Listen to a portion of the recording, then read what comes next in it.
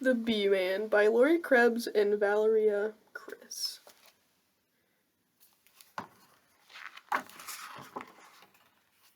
Here's my grandpa, who's known as the Beeman in our town.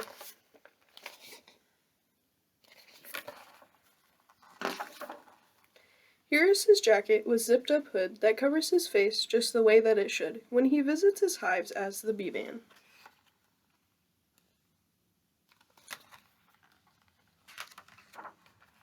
Here are his gloves made of cotton and leather, protecting his hands in all kind of weather, when he tends to his hives as the Beeman.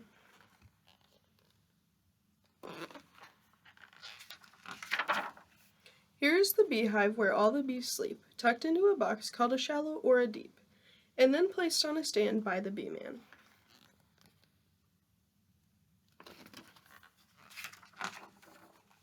Here is the smoker that calms down the bees, and a hive tool that opens the beehive with ease, for a much closer look by the Beeman.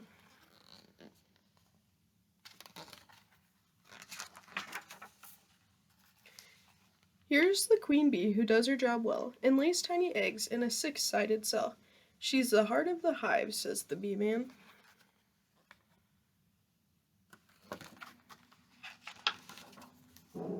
Here are the drone bees with big, bulging eyes, and a large appetite supporting their size. They mate with the queen, adds the Beeman.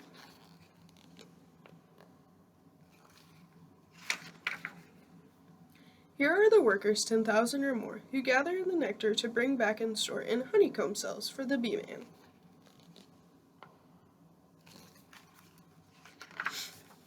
Here are the house bees, with swift-moving wings, that dry up the nectar a worker bee brings, making honey for me and the Beeman.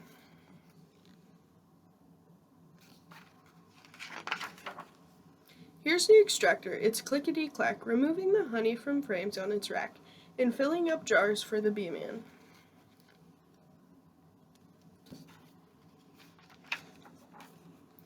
Here's some of the honey returned to the hive. It's food for the bees to help them survive the long winter days near the Beeman.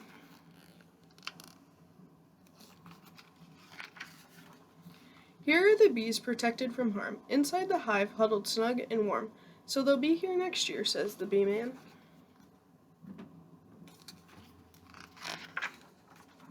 Here's the wagon filled up to the brim with bottles of honey collected by him and brought to the house by the Beeman.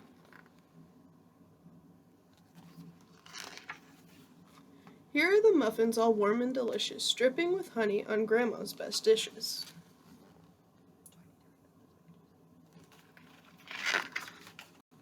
I'm glad that my grandpa's the Beeman.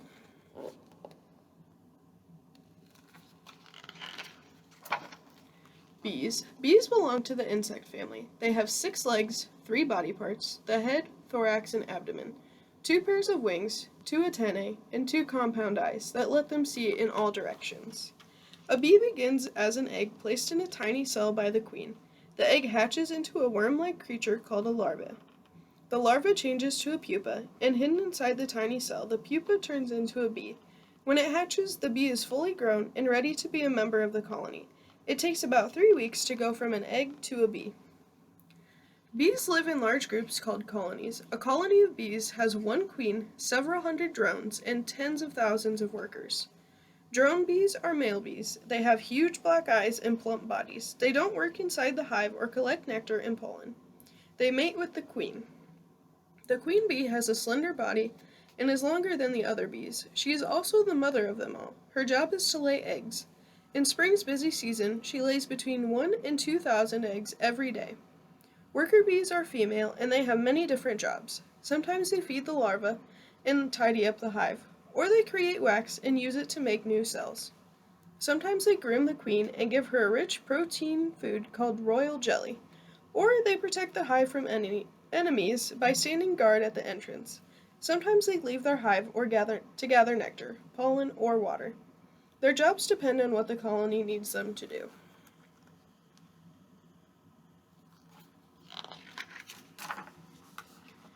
Diseases and pests have killed most of the wild bees, so today, beekeepers take care of the colonies. They provide weatherproof boxes where bees live. They act as insect doctors and supply medicine to keep the colony healthy. They check the queen to see that she is strong and that new bees are developing. Just before autumn, the beekeepers harvest the hives, extra honey, making sure they put back enough honey for the bees to use all winter. Beekeepers have special clothing that helps them to do their job safely. They wear long gloves, coveralls, boots, and a hood with protective veil to keep the curious bees away. A beekeeper's hives are the boxes where the colony lives, raises its young, and stores honey and pollen. Large wooden boxes called deeps are placed on the bottom. Stacked on top of the deeps are shallows, smaller boxes that hold the honey. As they are filled, more shallows are added by the beekeeper, and the tower grows taller. Frames are man-made wooden rectangles that support the honeycomb. They are lined up in the shallows and deeps like folders in a filing cabinet. The honeycomb is a cluster of wax cells built onto the frames by bees to hold eggs, larvae, pupae, and honey or pollen. Beekeepers use a metal container called a smoker in which they build a smoky fire. When beekeepers inspect the hive, they puff the smoke to calm the bees. A hive tool is used to help the beekeeper pry open the hive to examine it. When it's time to harvest the honey, beekeepers remove the frames from the shallows with a hot knife. They cut away the wax cappings from the cells and place the frames in a large bin called an extractor. It spins the frames in honey, and honey splashes against the walls, collecting at the bottom of the bin. Beekeepers open the extractor spigot and fill their jars with the tasty liquid.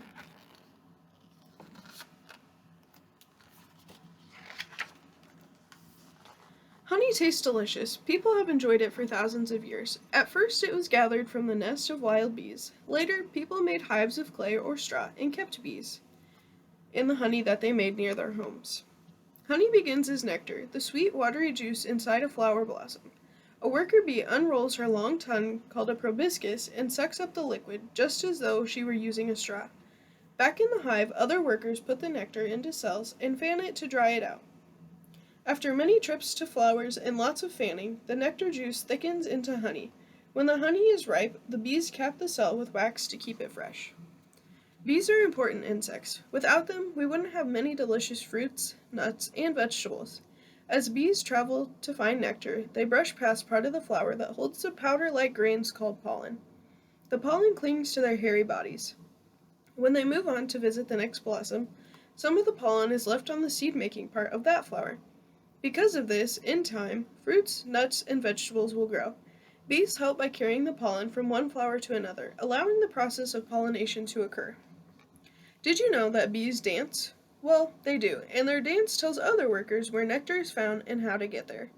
If food is close by, they do a round dance, running in circles, first one way and then the other, allowing the workers to smell and taste what they have found. The faster the dance, the richer the supply of nectar. If food is farther from the hive, they do a wagtail dance. The longer they waggle, the longer the trip will be.